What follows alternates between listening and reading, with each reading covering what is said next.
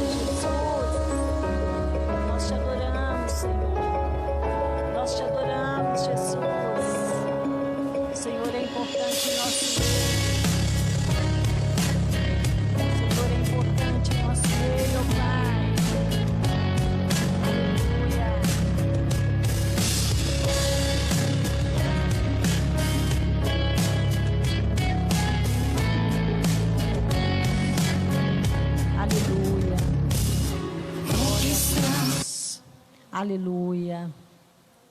Glorificado é o teu nome, ó Deus. Nós te adoramos, Senhor. Nós te amamos, Jesus. O Senhor é importante em nosso meio, Pai.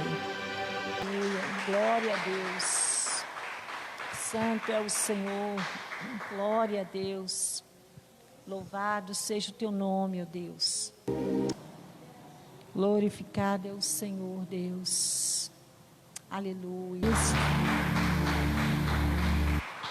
Agora nós vamos, amém, irmãos? Estão felizes? Amém, né? O Senhor é maravilhoso e o louvor, ele fala profundamente, né? No coração, na nossa mente. É por isso que quando nós estamos passando, assim, às vezes, nós estamos passando de casa momentos difíceis, momentos assim, de dificuldade, é muito bom ter a gente ouvir o louvor, né? Fala conosco, né? Fala no nosso coração, alegra, o louvor alegra o nosso coração, amém? Nós vamos agora alimentar do maná, né? Que vem do céu para nós, amém? Vamos receber o pastor Roberto, amém? Varão de Deus. E quarta-feira, irmãos, é o aniversário do varão de Deus, tá, irmãos? E ninguém falte, tá bom? Queremos todos aqui, tá? Para honrar esse varão, né? Essa pessoa que Deus colocou para nos abençoar, né? A palavra que sai da boca dele tem nos abençoado. Deus tem usado, né? Não ele, mas Deus tem usado para nos abençoar. Amém? Mas aí quarta-feira todos aqui, amém? Deus possa abençoar a vida de cada um, amém?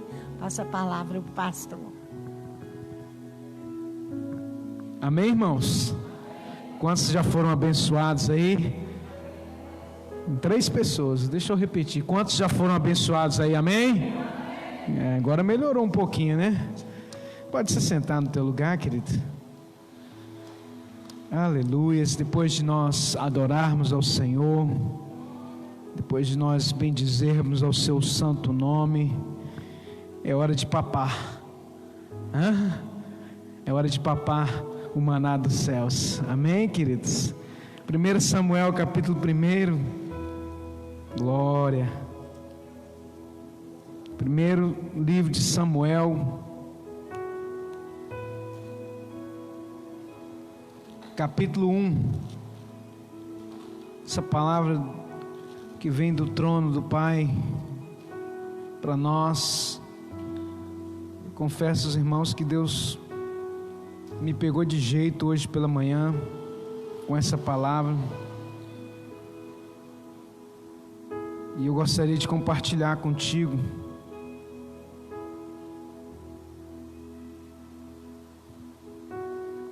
Estava hoje pela manhã tomando meu café sozinho, acordei muito cedo, e aí o Espírito Santo começou a pregar para mim essa palavra. Então abre o teu coração, porque quando a gente abre o coração para Deus, irmãos, algo maravilhoso acontece, algo tremendo acontece, milagres acontecem, o Espírito Santo reina E quando Ele reina em nossas vidas, né, transcende, transborda a unção. Em nome de Jesus Cristo. 1 Samuel capítulo 1, versículo 1 em diante. Uma história muito conhecida, e eu vou procurar ser o mais objetivo possível. Diz assim: houve em Ramá um homem da montanha de Efraim, cujo nome era Eucana, filho de Jeroão, filho de Eliú, filho de Tou, filho de Zuf, Efrateu. Tinha duas mulheres, o nome de uma era Ana e o nome da outra Penina. Penina tinha filhos, porém Ana não tinha filhos. E subia, pois, este homem da sua cidade de ano em ano a adorar e a sacrificar ao Senhor dos exércitos em Siló. E estava ali os sacerdotes em Siló. Estava também ali os sacerdotes do Senhor, Ofni e Finé, os dois filhos de Eli. E sucedeu que no dia em que Eucana sacrificava, dava ele porções de sacrifício a Penina, sua mulher, e aos seus filhos e todas as suas filhas. Porém Ana não dava uma parte, porém a Ana dava dupla parte, ou uma parte excelente, em outra tradução, porquanto ele amava Ana, porém o Senhor lhe tinha cerrado a madre. E a sua competidora excessivamente a irritava para a embravecer, porquanto o Senhor lhe tinha cerrado a madre. E assim o fazia ele, de ano em ano. Quando ele subia à casa do Senhor, assim a outra a irritava, pelo que chorava e não comia. Então Eucana, seu marido, lhe disse: Ana, por que choras? Por que não comes? E por que está triste? Não sou eu melhor do que 10 filhos? Então Ana se levantou, e depois que comeram e beberam em Siló, e Eli o sacerdote estava sentado numa cadeira, junto a um pilar do templo do Senhor. Ela, pois, com amargura de alma, orou ao Senhor e chorou abundantemente. E voltou um voto, dizendo: Senhor dos exércitos, se benignamente atentares para a aflição da tua serva, e de mim te lembrares, e da tua serva não te esqueceres, mas a tua serva deres um filho varão, ao Senhor o darei por todos os dias da sua vida, e sobre a sua cabeça não passará navalha. E sucedeu que, perseverando ela em orar perante ao Senhor, ele fez atenção à sua boca, porquanto Ana no seu coração, e só se movia os seus lábios, porém não se ouvia a sua voz, pelo que Eli a teve por embriagada. E disse-lhe Eli: até quando estarás tu embriagada? Aparta de ti o teu vinho. Porém Ana respondeu e disse: não, Senhor meu, eu sou uma mulher atribulada de espírito, nem vinho nem bebida forte tenho bebido, porém tenho derramado a minha alma perante o Senhor. Não tenhas, pois, a tua serva por filha de Belial, porque da multidão dos meus cuidados, dos meus desgostos, tenho falado até agora. Então respondeu Eli e disse: vai em paz, e o Deus de Israel te conceda a tua petição, como pediste. E disse ela: acha a tua serva graça aos teus olhos. Assim a mulher se foi em seu caminho e comeu, e o seu semblante já não era triste. Levantaram-se de madrugada e adoraram perante ao Senhor. Voltaram e vieram à sua casa em Ramá. Eucana conheceu a Ana, sua mulher, e o Senhor se lembrou dela. Pai, em nome de Jesus, venha o teu reino sobre nós, seja feita a tua vontade. Meu Pai, em nome de Jesus Cristo, quebra o poder do inimigo, envia os teus anjos a este lugar, com espada desembainhada. Meu Deus, vai, Deus, de encontro, Deus, o coração dos teus filhos, e venha repreender, meu Deus, tudo aquilo que não procede do Senhor, para a glória do Pai eterno, em nome de Jesus. Diga amém. Glória a Deus. Pode se sentar. Aleluia. É muita coisa. Vou procurar ser objetivo, mas deixa o rio de Deus fluir na tua vida. Eu tenho certeza que você já conhece essa história, mas como eu disse, hoje pela manhã eu estava ali tomando um cafezinho e Deus me levou a esse texto, né? Falou comigo e começou a pregar essa mensagem para os nossos dias, para esses dias. E algo que Deus tem nos ministrado muito, né? Que nós precisamos entender o propósito de Deus para as nossas vidas. Nós precisamos nos achar em Deus. Nós precisamos entender que Deus tem um propósito para cada uma de nossas vidas. Mas enquanto nós não nos acharmos em Deus, a gente não vai fluir em Deus. Eu procuro ser assim, mais simples possível para que você possa entender, porque o que vai fazer diferença na sua vida é essa palavra, se você entender, compreender, tiver fé e mergulhar nela. Quando você mergulha na palavra, crendo, você vai receber, você vai ser cheio, você vai ser ativado. É isso que Deus tem ministrado no meu coração. Tem coisas que são ativadas na nossa vida através da palavra. Muitas coisas que eu tenho vivido hoje na minha vida, querido, entenda isso.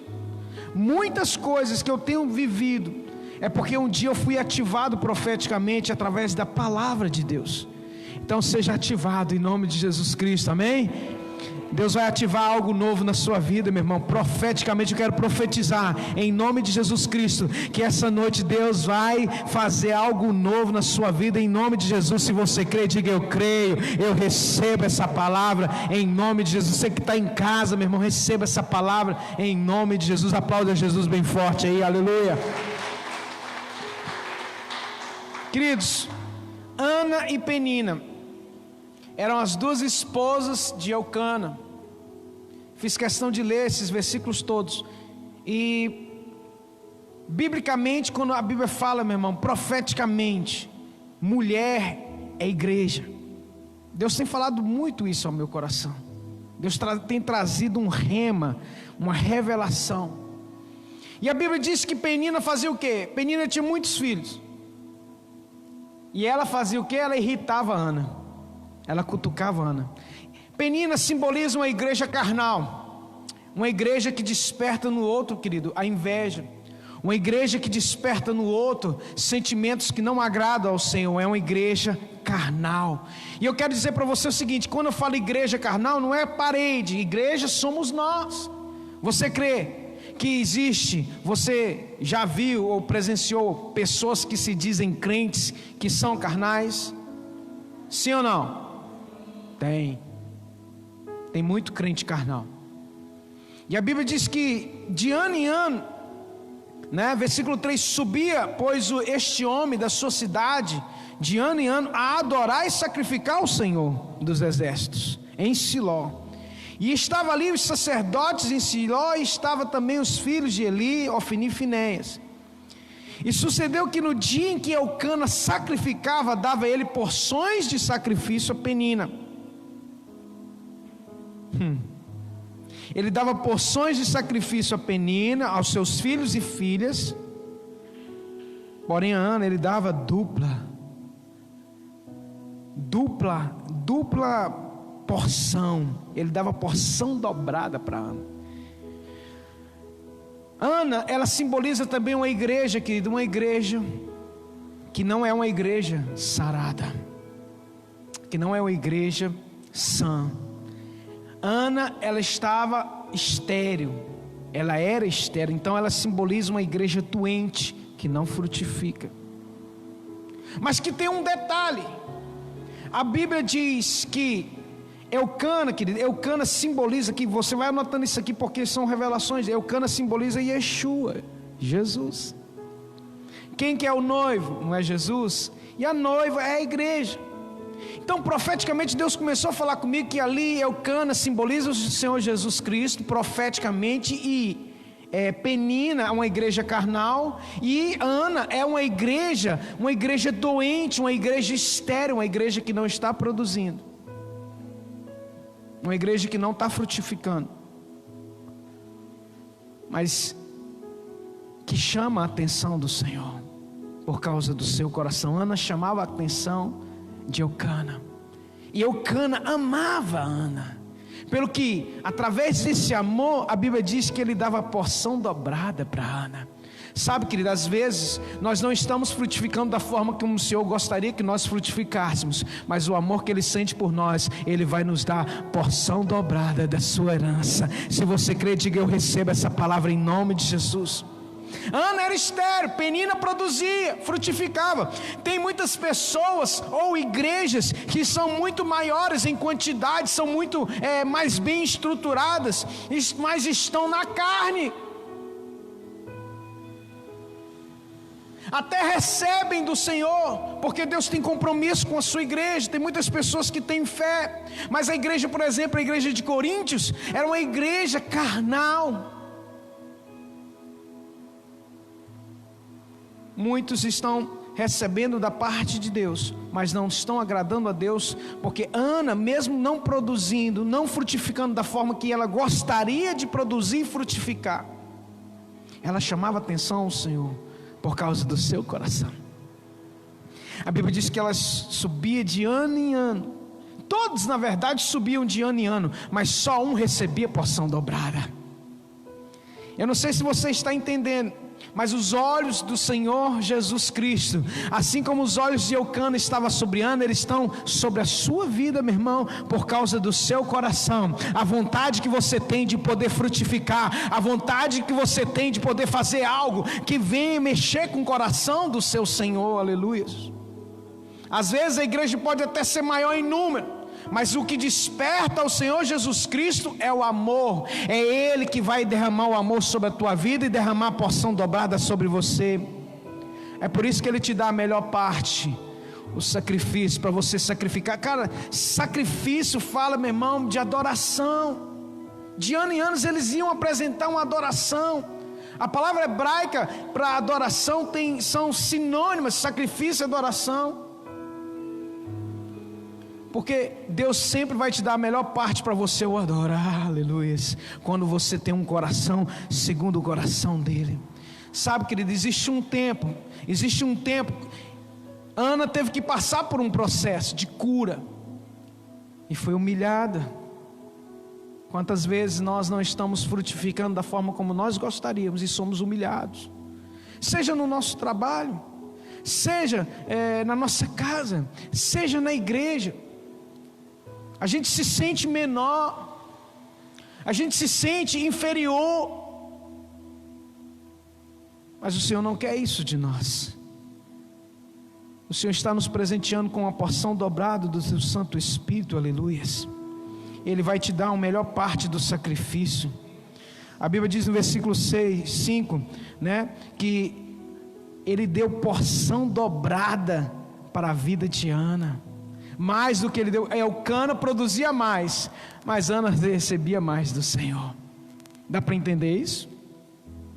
Eu sei que a Bíblia fala que nós temos que frutificar. Vai chegar o tempo da gente frutificar muito, mas existe o tempo, o processo que Deus vai nos levar para curar a nossa esterilidade. Na verdade nós não temos esterilidade em nome de Jesus. A nossa não está repreendida em nome do Senhor. Nós somos frutíferos, mas a nossa alma precisa ser curada. Às vezes nossa alma está estéril, às vezes nossa alma está, recebendo porção dobrada do Senhor, mas vive triste. A Bíblia diz que Ana chorava, se entristecia e não comia. Deus tem dado porção dobrada, porque daqui a pouco você vai gerar um fruto poderoso. Você crê nisso? Diga: eu recebo essa palavra em nome de Jesus. Olha, por muito tempo, deixa eu falar algo para você. Por muito tempo eu me preocupava muito com a quantidade de pessoas. Eu ainda me preocupo, mas eu me preocupo mais com a ausência dos que já estão. Não é que a gente não tenha que frutificar. Pastor tem um coração que sabe aquelas 99 e ele deixa, as 99, vai buscar aquela. Existe esse sentimento em nós que o próprio Senhor Jesus Cristo plantou em nós. Existe esse sentimento. mesmo que muitas vezes a ovelha despreze esse sentimento do pastor, o pastor está sempre buscando capturar, buscar trazer a ovelha para perto, né, para que ela possa sentir o cheiro, porque a ovelha, quando ela passa muito tempo longe do pastor, ela perde, né, o respeito, porque o que acontece? Ela perde a identidade.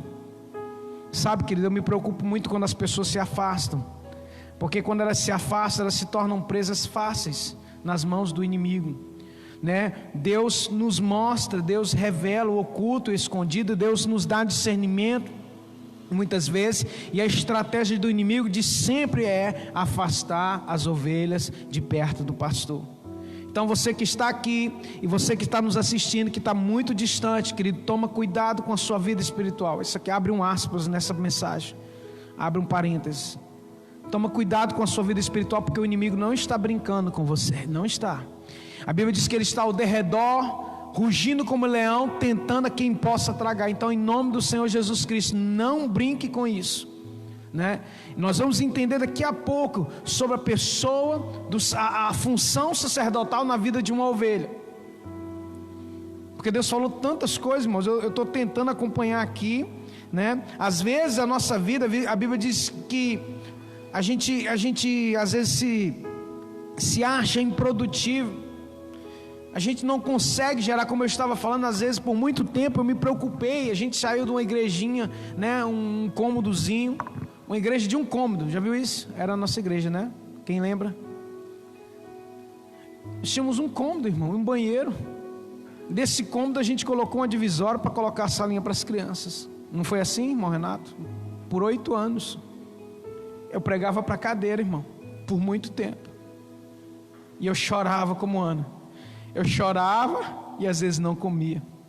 E aí Deus começou a ministrar o meu coração, que às vezes nós estamos recebendo a porção dobrada da parte de Deus, mas vai chegar um momento, talvez a gente não esteja frutificando da forma como Ele gostaria, mas vai chegar o momento da cura, vai chegar o momento em que Deus vai gerar um fruto poderoso de nós, através de nós, e você vai compreender o tanto que Deus vai te usar. Diga: eu recebo essa palavra na minha vida, em nome de Jesus. Aplaude a Jesus bem forte aí.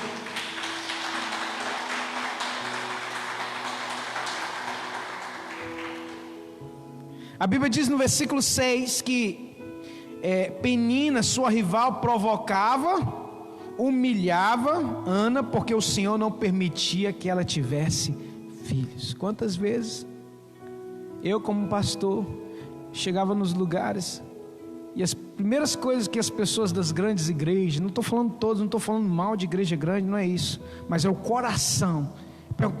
Quantos membros tem na sua igreja? Se eu falasse: não, tem 15 pessoas, eles nem te olhavam.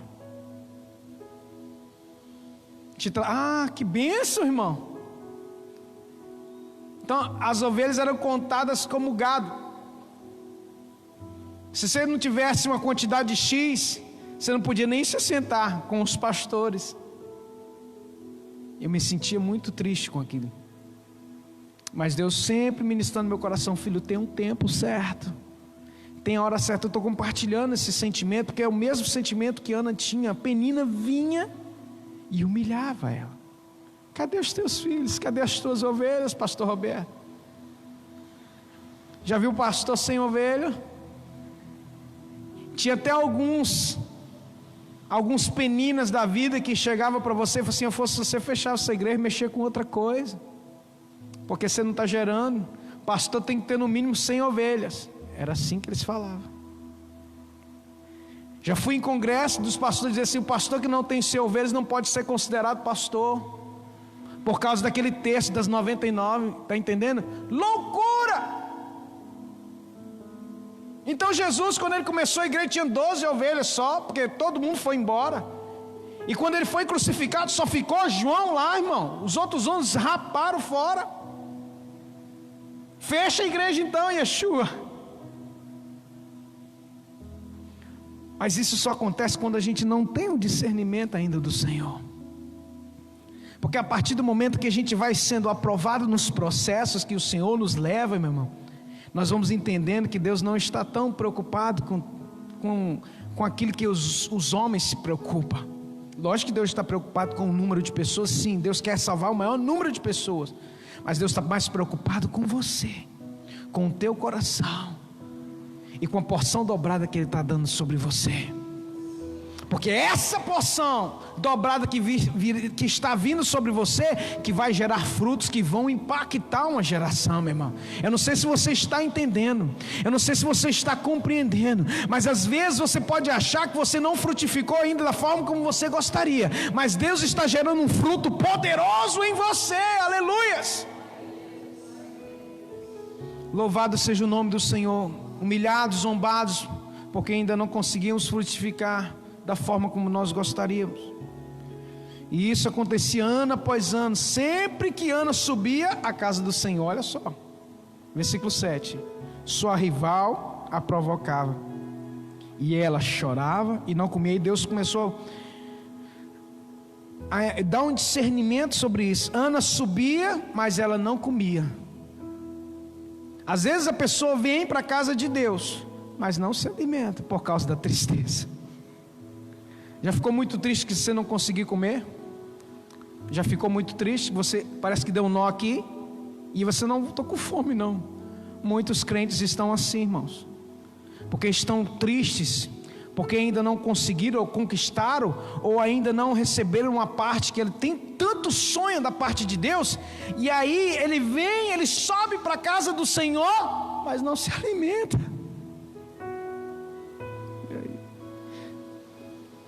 Por muitos anos como pastor, eu não me alimentava por causa da tristeza, tendo Deus como o meu Senhor e colocando porção dobrada sobre mim.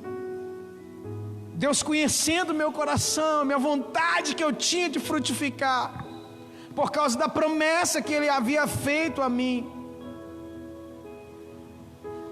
Então, querido, em nome de Jesus Cristo, não permita que nada, situação alguma na tua vida, seja o que for, impeça você de se alimentar daquilo que vem da parte de Deus, o alimento genuíno que vem dos céus.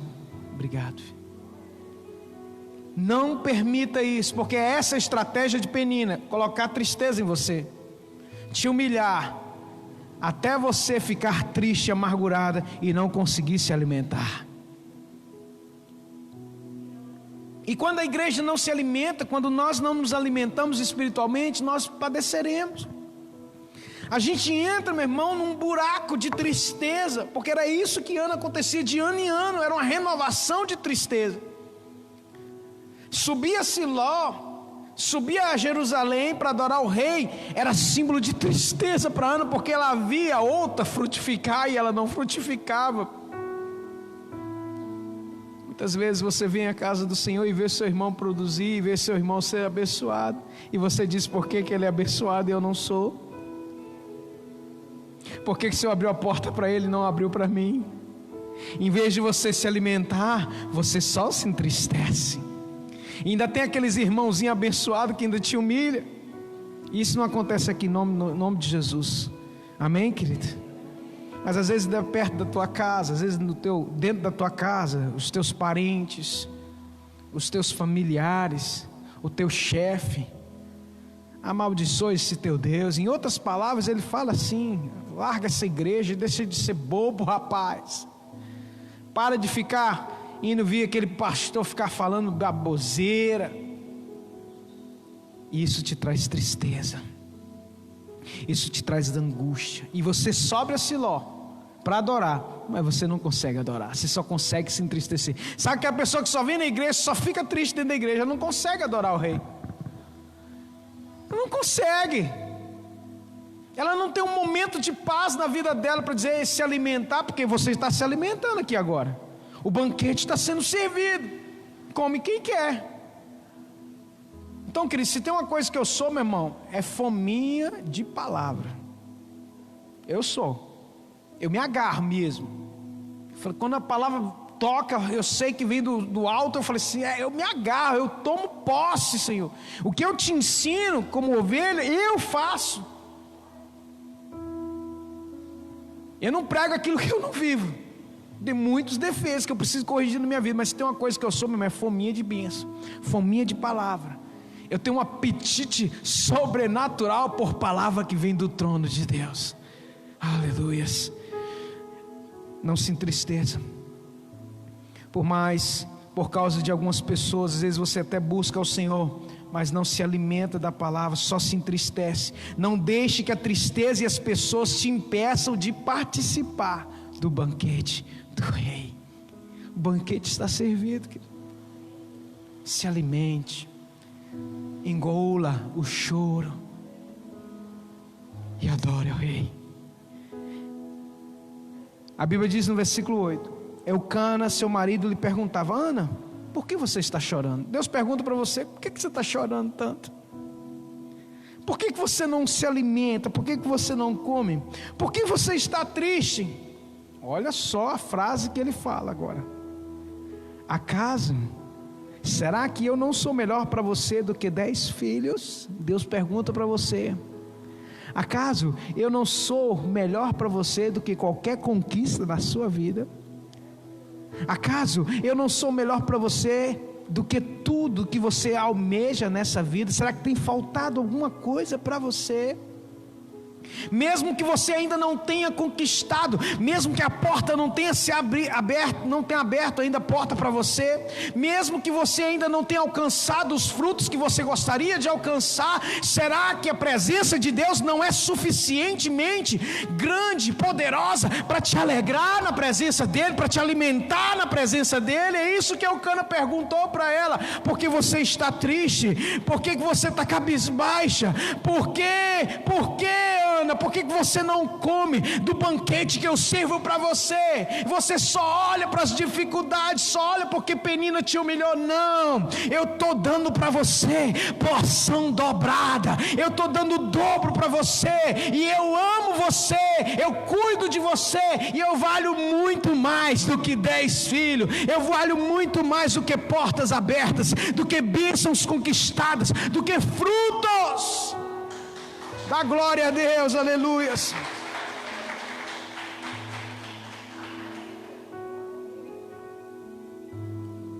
Yeshua pergunta para você: por que choras? Por que você está chorando? Por que você não come? Por que você não se alimenta?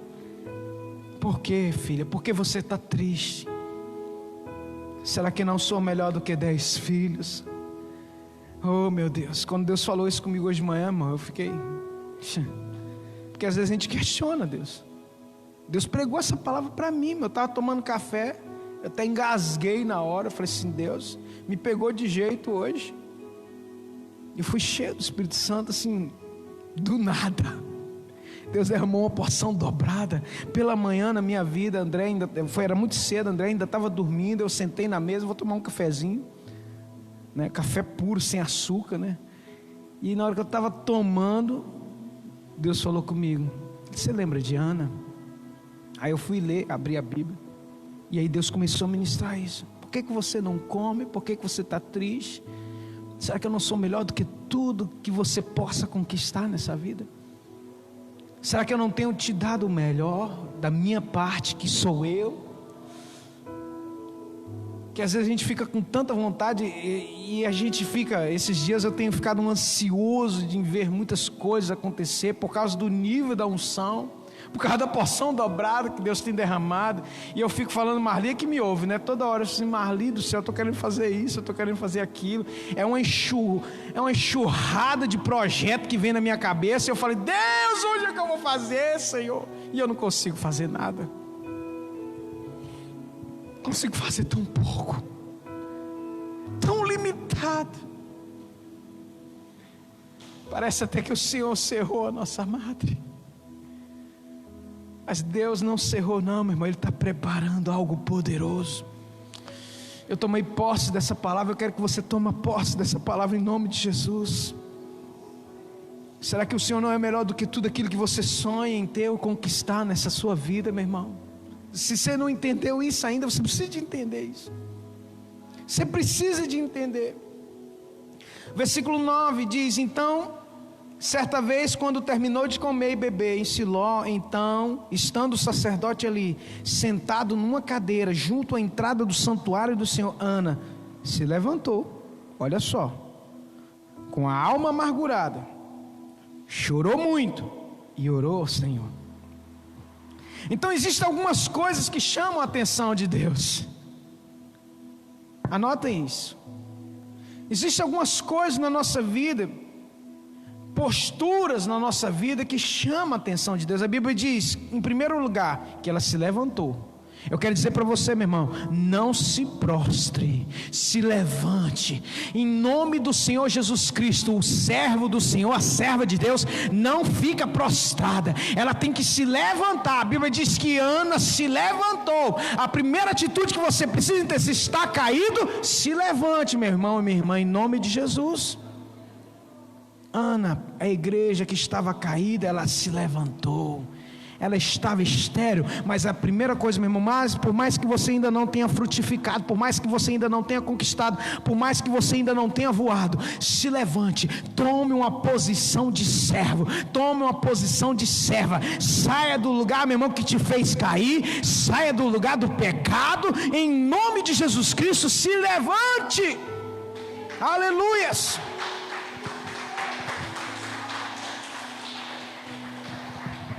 Não tem problema você chorar, desde que você se levante primeiramente. Chora na presença do Senhor, porque foi a segunda coisa que ela fez, ela chorou abundantemente. Às vezes no processo de se levantar, de pensar de tudo que você deixou de conquistar, de tudo que talvez você perdeu, a gente chora, irmão. Já chorei demais, choro até hoje. Eu quero dizer para você, meu irmão, se levante.